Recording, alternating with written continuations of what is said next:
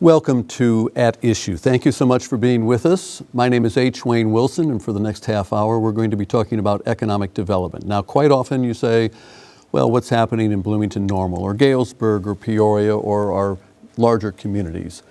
But let's not forget the smaller communities who are making steps forward. They're striding toward a better quality of life and better opportunities in those small towns. And we're going to have that conversation with representatives of the Institute for the Illinois Institute for Rural Affairs, and representing that organization is Giselle Ham. Giselle is the mapping coordinator. We'll explain mapping in just a moment. Thank you for being with us. Jolene Tucker is here.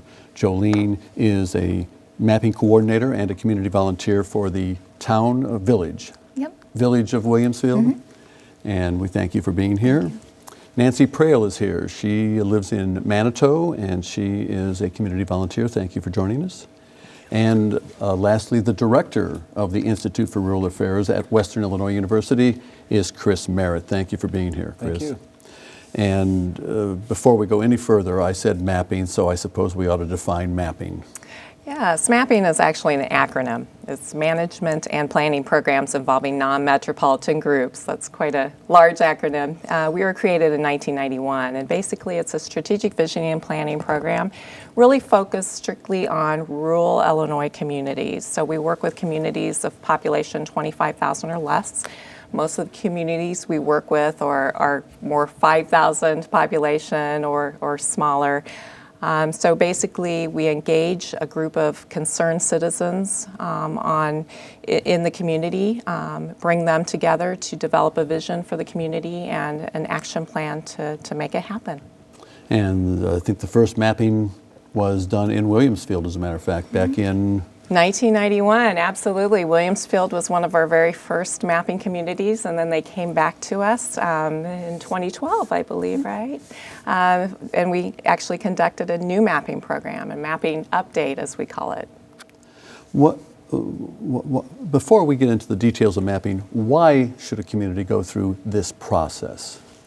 Well, there's a lot of processes going on outside a community, and you could be complacent and sort of take globalization and internationalization of markets, take it as if it's going to happen to you, or else you could in fact be proactive. And even small communities can be proactive, if you will. There's underutilized assets, I think, in every community, and if you want to have a more vibrant downtown, better business community, improved quality of life, it really takes concerned citizens taking explicit actions to make that happen. And why did your community, Manitou, decide that this was a good idea? How did this come about, that you said we need to do something? Well, Chris hit the nail on the head with the reasons for wanting to do that kind of thing. And there had been a lot of discussion over the years of goals for 2020 for the village board, and we had succeeded with most of those. And as I worked with the village board at that time, it just seemed like the timing was right to look at some other things, particularly the business community, particularly our senior housing and the education. We wanted to tie all those things together, and our theme became Manitou Attracts People, because we were losing people. We were losing a population that we knew was important to keep our community as a sustainable community. So that's how we started, and it was a matter of contacting Giselle and getting support from the village board. And once we had that, then we had a small committee that organized themselves and started recruiting people in the community, in the larger community. She mentioned losing people, Chris. I think the lay person would say small towns are, you'll excuse the use of the term, dying. Agriculture is very different than it was 100 years ago. So how do you build that enthusiasm in a small community where their high population mark was 90, 80 years ago? Yeah, that's a great question. There's always this case of community leaders that can remember a time of a generation before when the downtown area was bustling, the school was larger, and I think there comes a point when these people will say, I just think change is needed here. We've been doing the same things over and over again, and maybe it's time to do something new. And there's usually one or two people in every community, whether it's a school superintendent or some local downtown business owner or a clergy person. It could be any range of individual who kind of says, I would like to see something happen differently. And it's just sort of a spark, I think, that happens, and people begin to talk about, well, gee, what could the community look like? It may start with 2 or 3 people, but it takes more than that. You don't want to fall into what you refer to as STP. Absolutely, STP, same 10 people, same 3 people, or same 2 people doing everything. And we often run into that in our rural communities that we work with. So that's why through our process, we bring together 30 to 60 people, in some cases more than that, who come together. And because out of the process, you'll form high priority goals, and each goal will have a committee underneath it. And of course, a committee can't be made up of 2 people. So we need a strong, diverse group from the community to work on those goals. And when you talk about these committees or these teams, what are there basic templates? You say we're going to look at transportation, or does it vary by community? It really varies by community. Normally we have a real strong economic development focused goal, whether they say it's business support and development or entrepreneurship or both. But it's going to depend on really the needs in the community as well as the assets they have to build on, what those goals will be. And the community, we're there to facilitate the process, but really the community will identify those high priority goals.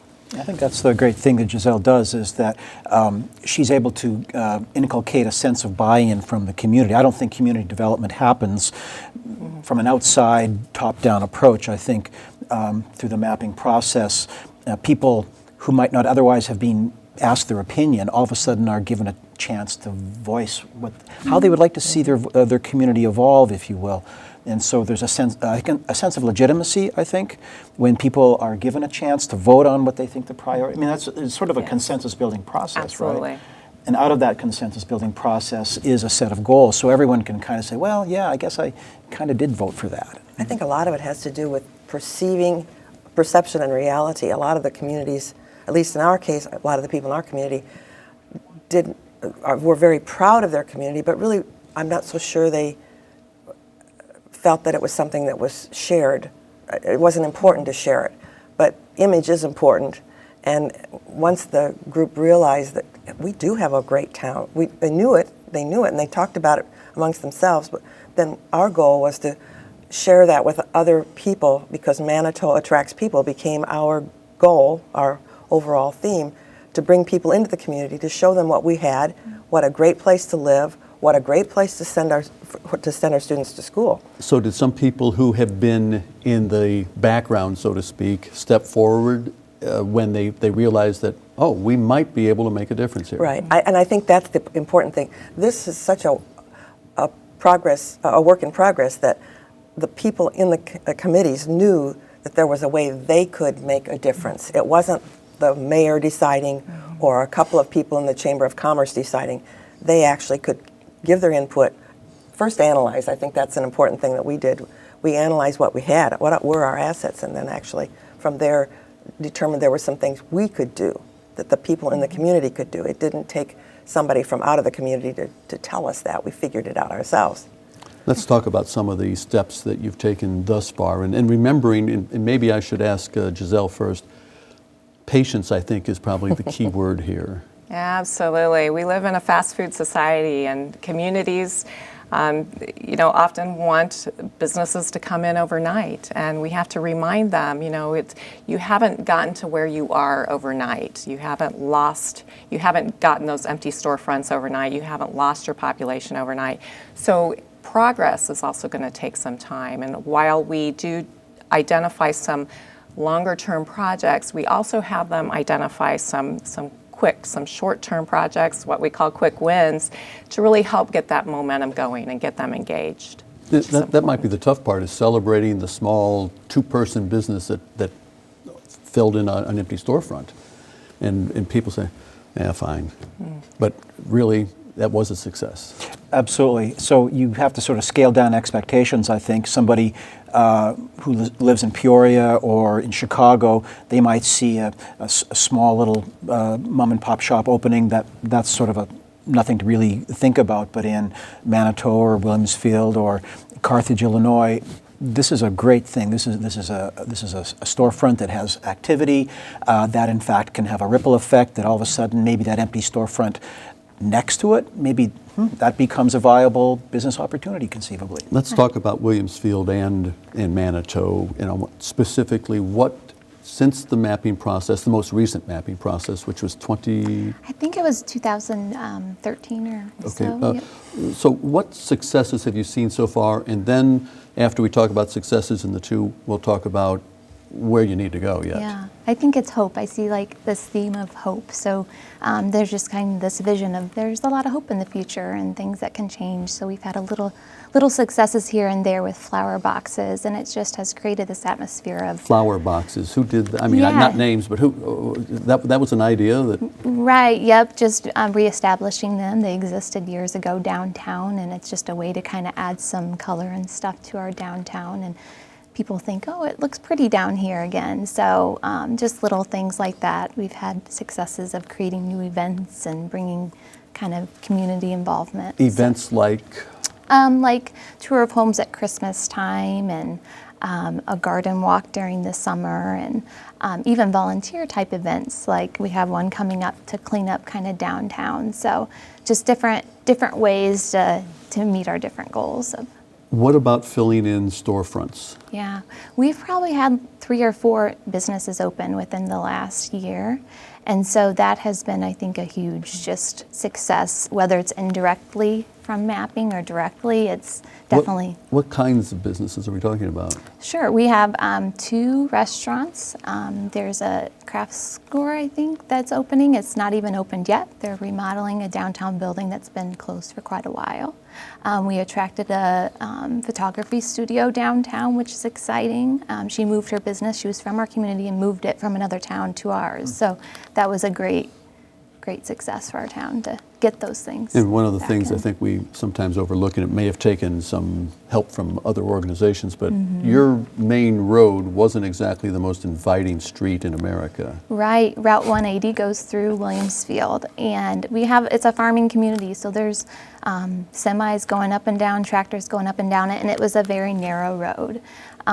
Whenever you met a school bus or a semi, you were like, ugh, kind of getting off the shoulder into the gravel. So I think the mapping community definitely helped to attract those representatives, Don Moffitt and all the others that came to our kind of mapping event we had to say, oh, they can use some help. And so they've widened that road a little bit for us and kind of helped to move things along. Jolene mentions an interesting aspect. Don Moffitt, retiring representative from Gilson, Illinois. You need not just the people in Williamsfield or Manitou, you need to broaden your scope. Absolutely. And so during session 5, our final session of the 5, we actually bring in what we call resource people. So various agencies and organizations, the individuals that represent those, actually come to our session 5 and introduce themselves and talk about the programs they have. So USDA, DCO, SBDC, Historic Preservation, they actually sit at the table with the mapping groups and talk about what resources are available. They share ideas, and then the follow-up that happens after that is so critical. We've helped them to really form networks with the various agencies. Many of the community people that take part in the mapping process have not had the opportunity to get introduced to those agency people. So that's key. In Manitou, the successes so far, and I will say that I've gone to Manitou several times. Good. And you have, my term, inviting atmosphere. You have the little train station, very little, and you have all those buildings in a row and et cetera. You have some assets to begin with. We do. What did you looked at and you said, we need to do more? What was it? Well, specifically, the committee that had to do with business development and business encouragement, I guess you might want to call it, decided that one of the things they needed to do was to work on the shop local. And so there were just simple 8.5 by 11 printed flyers that were given to every business, which taped them into the window that says "Shop in Manitou." So we had all those in all the businesses, and we still do. The chamber kind of took it over as part of their project too, but we did that. We developed a brochure about the assets in the Manitou area, especially like the outdoors, recreational areas that we have available, and some of the restaurants and so on. Entertainment. We've done billboards, which are an investment over a period of years by various businesses in the Chamber of Commerce. We also made a point of developing 2 festivals. We did that 2 years in a row. They were called Volkswalks, and we used the assets that we had. The state forest. We did a walk in the state forest. It was connected with the Volkswalk Society, which is a state of Illinois, and actually, I think, an international organization. So the people from the Volkswalk Society came. We had tours of the fish hatchery. We had a downtown German event, food and music and various activities. We did a scarecrow festival, a scarecrow decorating contest, so we had scarecrows all over. That was one fall. We've also made a point of taking all of our related Christmas ornaments that might have anything to do with Manitou, and we decorated a tree in the governor's mansion in Springfield a couple of years. And that's a very unique way to show off your community to others, with all kinds of Christmas ornaments that were various things, from the wine bottles to the ears of corn and that kind of thing. And then we also set up the tree at the Labor Day Popcorn Festival so that the community could see what we had done, because that's one of those that we couldn't display except down there. She makes an interesting point, Chris, in that she said we have a state forest, that's Sand Ridge. Sand Ridge State and Forest. The Jake Wolf And the Fish Hatchery. yes. So they reached outside the community boundaries and said, we have assets that we can also take advantage of nearby. Right. An important aspect for almost every community.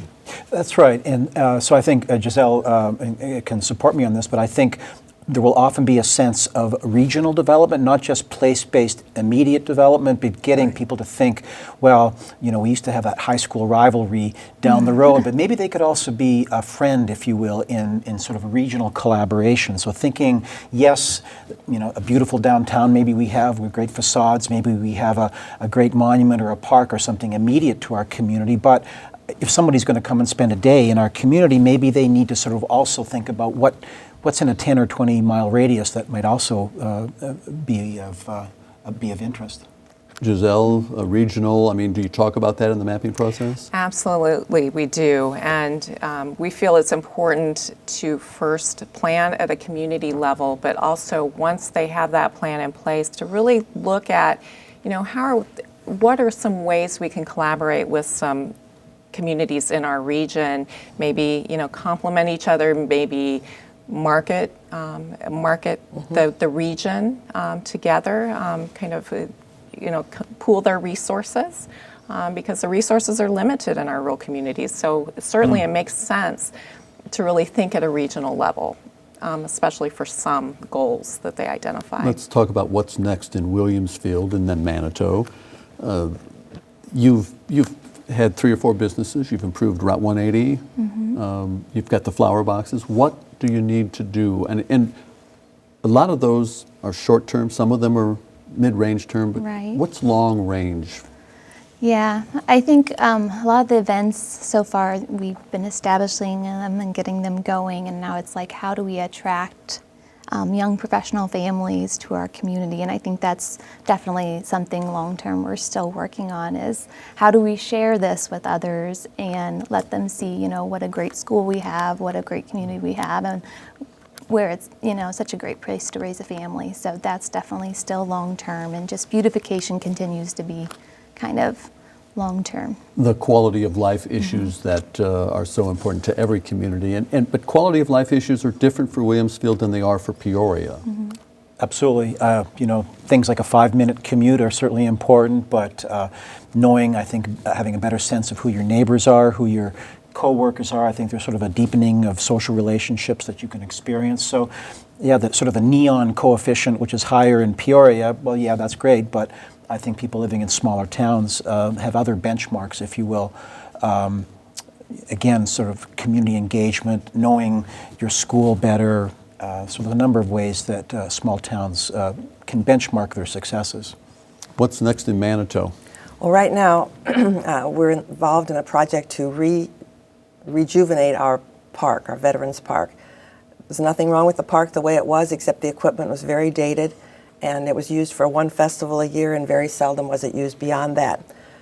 Great Popcorn Festival takes 3 days of the park's use, and that's great. It brings a lot of people to town. But our playground equipment was just really very dated. So the map, and I was looking back at some of our goals that we'd never really accomplished as we'd wanted, or we just worked on some other things. And one of the things that was on that list was, of course, the parks. And so having decided that maybe this is the time to do that, some of the mapping committee has come back together. And the interesting part about that committee is that we've involved some younger people who had no interest at the time that we were working on the other mapping projects. And so it's a cross-section of our community, and we've managed to get a plan, and we've shopped, and we have beautiful equipment ordered, and we have a benefactor in our community who has said he would fund that whole project. So that made it very easy to continue our work, and so this summer will be our summer of having that Veterans Park completed. She mentioned a benefactor. How do communities need to remember that there may be some people, not necessarily still living in the community, that might at least step forward financially? Yeah, one of the things, and Giselle's been working on this to a great extent, is the idea of community foundations.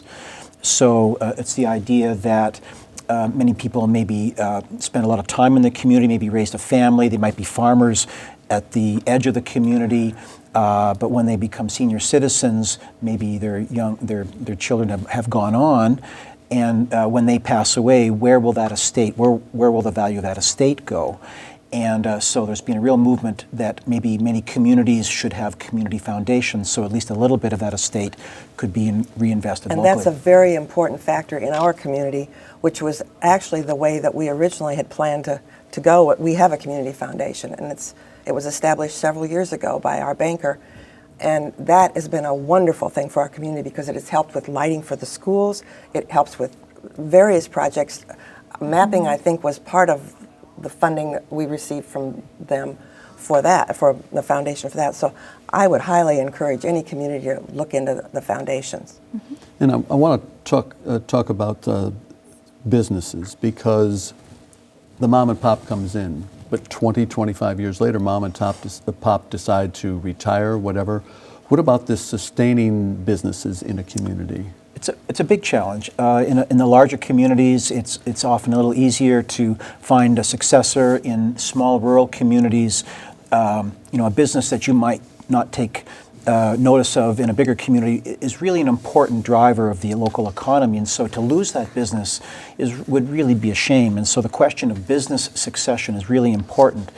And this is then related to the idea of youth retention. If you could train a generation of young people that even if they were to leave and they were to come back, if they knew about these kinds of business succession opportunities, to maybe have the opportunity to buy in or to learn under an existing business owner with the idea of maybe taking over at some point, might be a really great way of keeping those business sustainable, and then more broadly the community sustainable, and keeping a new generation of entrepreneurs in the community. The Rural Development Association has a great revolving loan program that part of Giselle's education for the committees was all of the funding that's out there, and that's a great tool to use for these new people who want to get involved in a business. And we've used it in our community to purchase a piece of equipment to expand on a small scale, and that has to be through your village. But that revolving loan fund is a great asset to a small community.